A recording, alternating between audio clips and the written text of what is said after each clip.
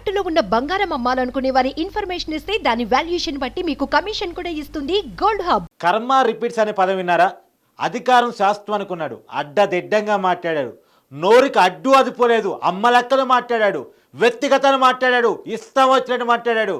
ఆ మాట అనగానే మీకు ఎవడో గుర్తొచ్చింది కదా, ఆ పుటో చూడకుండానే మీరు పేరు చెప్తా నాకు తెలుసు, గుడివాడ నాని, కొడాలి నాని. ఇవాళ కొడాలి నాని ఇంటి మీదకి కొంతమంది టీడీపీ కార్యకర్తలు పోయారు. ఎప్పుడైతే 5 సంవత్సరాల కాలంలో కొడాలి నాని మాటలు కట్టయిన ఉన్నారో, చంద్రబాబు నాయుడు కుటుంబాన్ని వ్యక్తిగతంగా తిడితే ఆ రోజు రగిలిపోయిన క్యాడర్ ఎవరితో ఉందో ఇవాళ కొడాలి నాని ఇంటి ముందుకు పోయింది. నువ్వు చెప్పిన మాట కట్టుబడి ఉన్నావా? ఏ మాట చెప్పాడో మీకు చెప్తున్నా వినండి. కొడాలి నాని చెప్పాడు అప్పట్లో, నేను కనుక ఓడిపోతే రాజకీయ సన్యాసం తీసుకుంటా అన్నాడు. సరే, ఆ మాట కట్టుబడి ఉన్నావా? మేము వస్తాం మీ ఇంటికంటే అక్కడ పోలీసులు అడ్డుకునే ప్రయత్నం చేశారు. కార్యకర్తలు తమ ఆగ్రహాన్ని చూపించే ప్రయత్నం చేశారు. ఒకసారి చూడండి. కోడిగుడ్లతో కొడాలి నాని ఇంటి ముందు ఆందోళన చేస్తున్న టీడీపీ కార్యకర్తలు చూడండి. కోడిగుడ్లతో ఎలా దాడి చేస్తున్నారో మీరే చూడండి. ఇవాళ మీకు ఈ దాడి తప్పనిపించవచ్చు, ఒప్పుకుంటా. నేను ఒక ప్రజాస్వామికవాదిగా దాడులు ఖండిస్తా. నాకు తెలిసి చంద్రబాబు గారు కూడా ఇది ఖండిస్తారు, దీన్ని ఒప్పుకోరు. కానీ రగిలిపోయిన ఆవేశం 5 సంవత్సరాలుగా కట్టల్లో, అంటే అధికారం వాళ్ళ చేతిలో ఉంది, మంత్రులుగా వాళ్ళు ఉన్నారు, మొత్తం చుట్టూ పోలీసులు పెట్టుకుని పోలీసుల పహారాలు, కమాండర్ల పహారాలు వాళ్ళు తిరిగారు. కాబట్టి వాళ్ళని ఏమి చేయలేని పరిస్థితి, వాళ్ళు ఇష్టం వచ్చినట్టు తిరిగితే పడాల్సిన పరిస్థితి. కాబట్టి చంద్రబాబు నాయుడు గారు ఏడుపును కూడా చూసి బాధతో ఓర్చుకున్న పరిస్థితి. అది ఇలా ఒక్కసారిగా కట్టలు దంచుకుంది. ఒక్కసారిగా ఆంధ్ర ప్రజలు వాస్తవంగా గుడివాడ నాన్ని అక్కడ మాస్ మహారాజా అంటారు. మళ్ళీ ఈ కొడాలి నానికి లైఫ్ ఇచ్చింది, అక్కడ లైఫ్ వచ్చింది టీడీపీలో.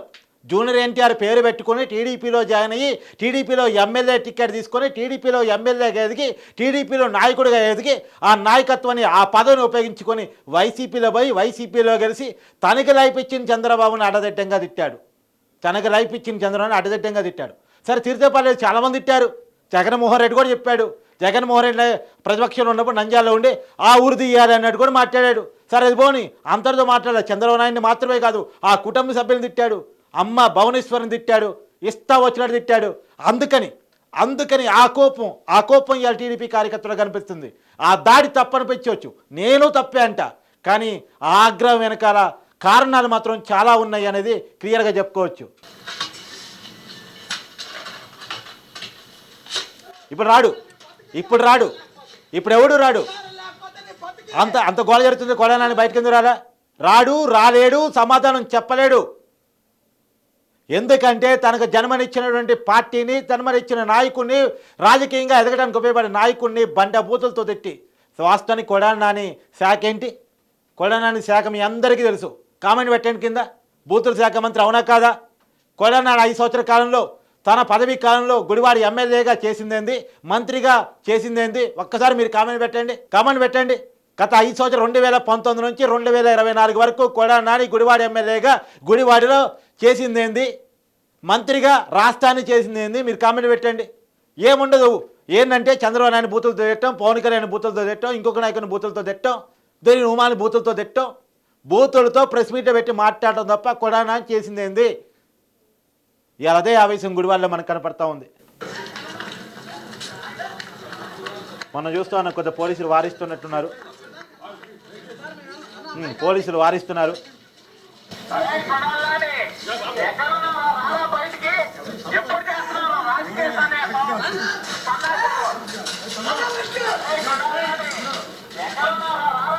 సరే, కాకపోతే నేను ఒకటి చెప్తున్నాను, ఇది కరెక్ట్ కాదు.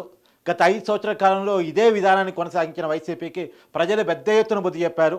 151 సీటుతో వైసీపీ చేతిలోకి అధికారం పెడితే అప్రజాస్వామికంగా ప్రతిపక్షాల మీద కుట్రపూరితంగా దారుణంగా ప్రవర్తించారనే కారణం చేత ఇలా వైసీపీ కేవలం 11 సీట్లను అప్పచెప్పిన పరిస్థితి మనం చూసాం.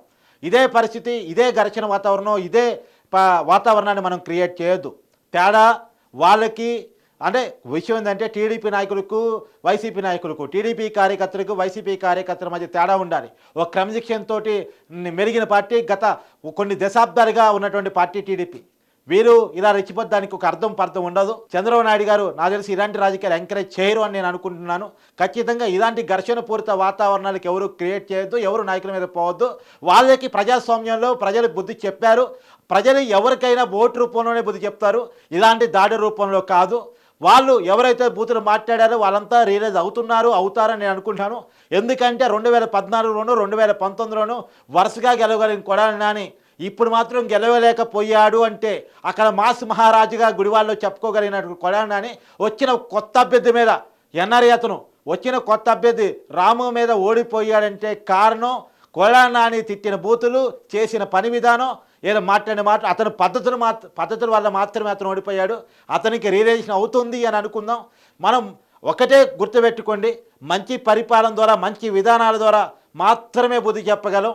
కాబట్టి ఆ విధంగా ప్రవర్తించాలి తప్ప ఎవరు ఆవేశాలకి లోను కావద్దు. అది మంచి పద్ధతి కాదు ప్రజాస్వామ్యంలో. కాదు, దీని వెనకాల ఉన్న కారణాన్ని అర్థం చేసుకోగలం, కానీ ఇది కరెక్ట్ అయిన పద్ధతి కాదు అనేది మాత్రం నేను చెప్పదలుచుకున్నాను. కాదే గుడివాడ నాన్నగారు ఒకటి గుర్తుపెట్టుకోండి, అధికారం శాశ్వతం కాదు. అధికారం ఎప్పుడూ మనతోనే ఉండదు. మనం హుందాగా ఉంటేనే మనకి పదవులు వస్తాయి. ఇప్పుడు మీకు ఉదాహరణ కూడా చెప్పే ప్రయత్నం చేస్తా. ఎవరెవరైతే నోటి దొరతో కగిరిపోయారో వాళ్ళంతా ఓడిపోయారు. నగిరి రోజా, సత్తెనపల్లిలో అంబటి రాంబాబు, తర్వాత ఎవరు గుడ్డి మంత్రి కూడా ఓడిపోయారు. నీ మీద గుడ్డేస్తున్నారు కదా ఇప్పుడు. ఆ గుడ్డి మంత్రి కూడా ఐటీ శాఖ మంత్రి గుడివాడ అమర్నాథ్ రెడ్డి గాజువాక నుంచి ఆయన ఓడిపోయాడు.